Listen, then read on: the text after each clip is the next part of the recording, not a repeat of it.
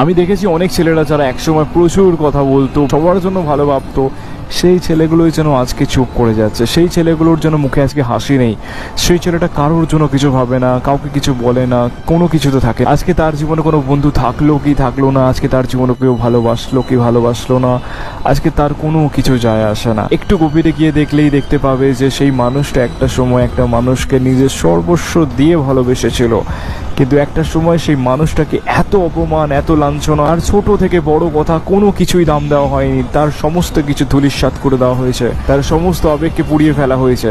আজকে সেই মানুষটা চুপ করে যাবে না তো কি হবে? আজকে তার মধ্যে কোনো ইচ্ছা থাকবে কি করে?